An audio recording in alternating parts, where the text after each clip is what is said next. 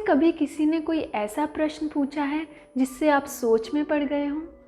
Recently, one of my friends asked me such a question.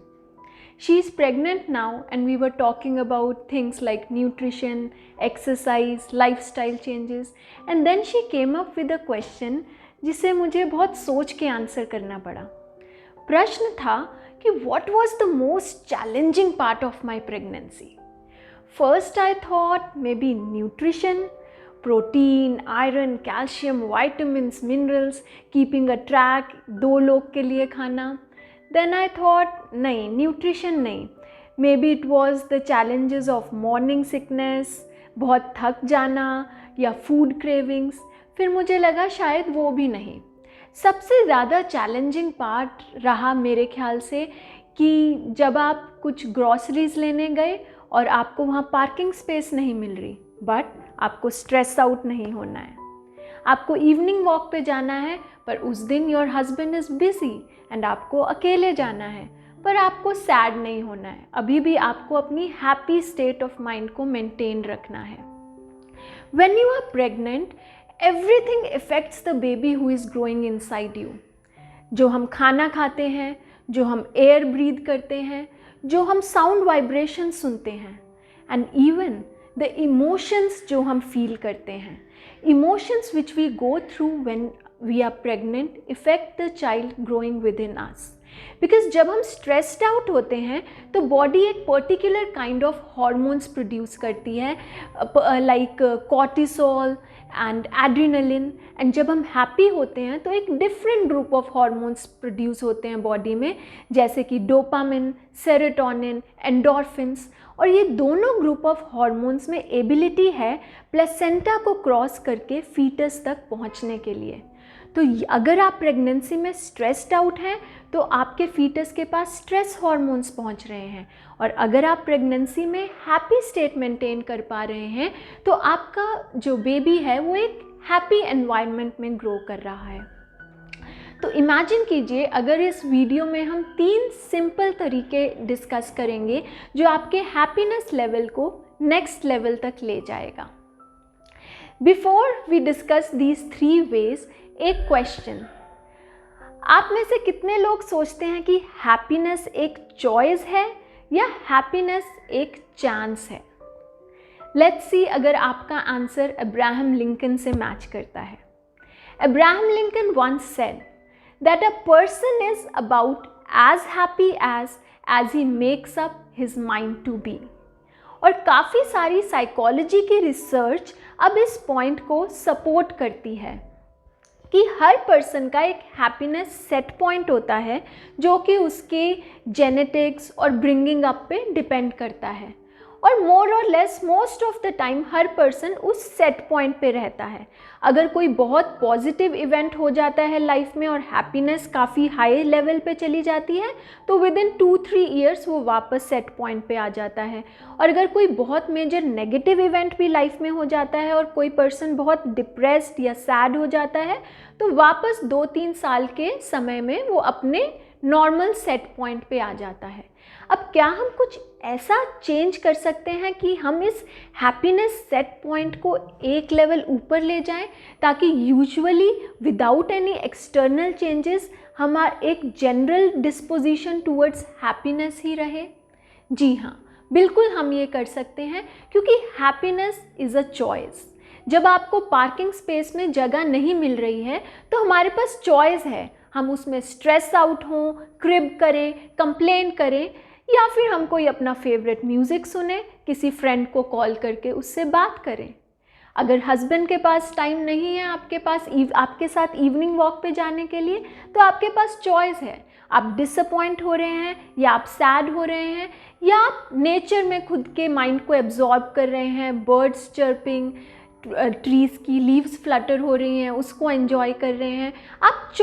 आप decision ले रहे हैं कि उस एक्सटर्नल सिचुएशन में आप कैसा फील करना चाह रहे हैं। सिचुएशन आपके हाथ में नहीं है, पर जो आप रिएक्शन दे रहे हैं वो वेरी मच आपके हाथ में है।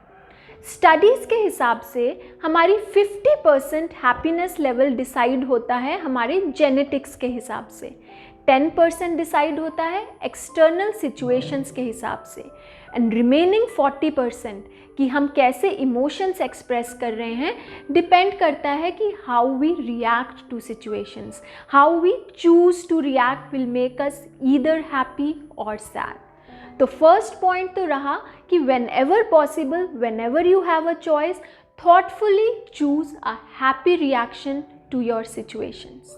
सेकेंड पॉइंट जो आपके हैप्पीनेस सेट लेवल को नेक्स्ट पॉइंट पे ले जा सकती है ताकि आपका बेबी एक हेल्दी हैप्पी एनवायरनमेंट में ग्रो कर सके, इज़ मेडिटेशन।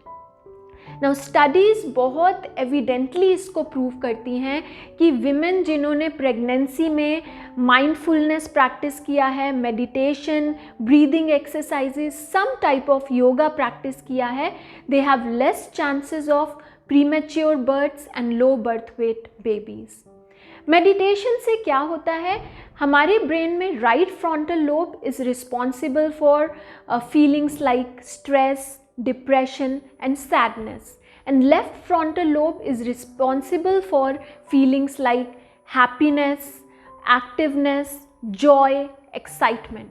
तो मेडिटेशन जो है हमारी ब्रेन एक्टिविटी को राइट फ्रंटल लोब से लेफ्ट फ्रंटल लोब पे शिफ्ट कर देती है और हमारे इमोशंस को चेंज कर देती है। तो it's very good if pregnancy में आप कुछ टाइप ऑफ मेडिटेशन प्रैक्टिस कर सकें। मॉर्निंग में at least half an hour, at least 20 minutes जल्दी उठ के before the day gets busy, give yourself those 20 minutes, 10 minutes to connect to yourself. Practice some yoga, some breathing and exercises, some mantra meditation, anything which catches your interest. So this was second point, meditation. Now coming to the third point.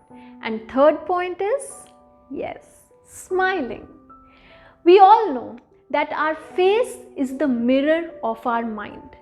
बहुत मुश्किल है mind में जो चल रहा है वो face पे नहीं आए। कहीं ना कहीं से अगर हम सैड हैं तो फेस पे आ जाता है, स्ट्रेस्ड है तो फेस पे आ जाता है, और अगर हम बहुत खुश हैं वो भी हमारे फेस पर आ ही जाता है।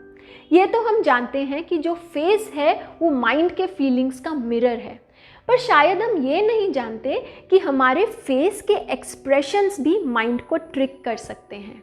अगर हम डिफ़िकल्ट सिचुएशन में भी स्माइलिंग एक्सप्रेशन, हैप्पी एक्सप्रेशन अपने फेस पे मेंटेन करते हैं तो माइंड में हैप्पी हार्मोन डोपामिन सिक्रीट होना शुरू हो जाता है, ऑल्दो एक्सटर्नल सिचुएशन स्ट्रेसफुल है।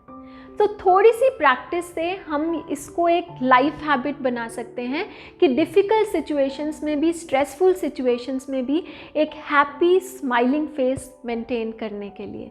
उससे हमारे स्ट्रेस लेवल्स कम हो जाएंगे and baby will get a happy healthy environment to grow in. तो वी डिस्कस्ड 3 पॉइंट्स जिससे हम प्रेगनेंसी में फीटस को एक हेल्दी हैप्पी एनवायरनमेंट में ग्रो करने के लिए हेल्प कर सकते हैं। First point was always choose to be happy when you have a choice.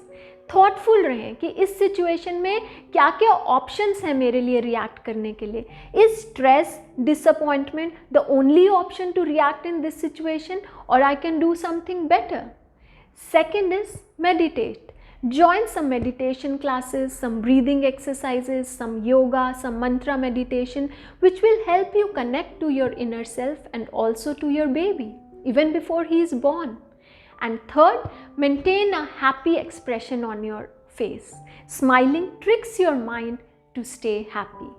उम्मीद करते हैं कि यह जानकारी आपको एक हेल्दी, हैप्पी प्रेगनेंसी मेंटेन करने में मदद करेगी। धन्यवाद।